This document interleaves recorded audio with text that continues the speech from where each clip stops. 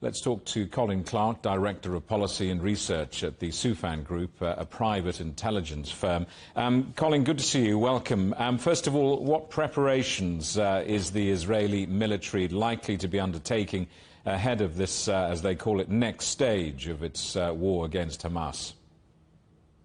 Yeah, we're seeing right now what I would call an encirclement strategy. So the Israelis attempting to surround Gaza City, doing short, kind of penetrating, ambush-style incursions. But what we're seeing as well in terms of counterinsurgency is the clear stage of what's typically clear, hold, and build. Although, as Secretary Blinken mentioned, there's little intention to actually build. They won't be occupying Gaza once the conflict winds down. This is a conflict watched on social media, quite difficult for the layman to understand and engage with. I mean, talk us through the key challenges that the Israeli army faces while trying to fight Hamas on the ground.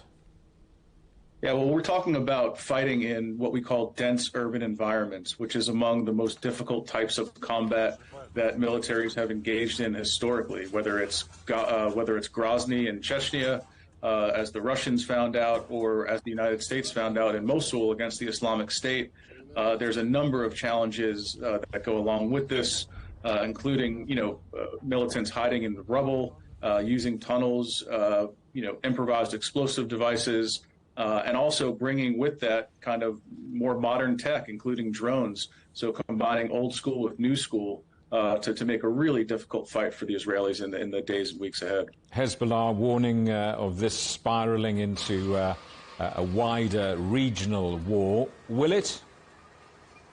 Well, it could. It very well could. And, that's one of the reasons the U.S. has brought so much military hardware in the region as a deterrent, not only to Hezbollah, but to Hezbollah's, sponsor, Iran.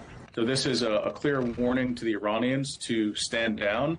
However, Iranian proxies, as we've seen, including Iraqi Shia militia groups, have continued to fire missiles and rockets. The Houthis in Yemen have done the same. And so all it takes is one small miscalculation.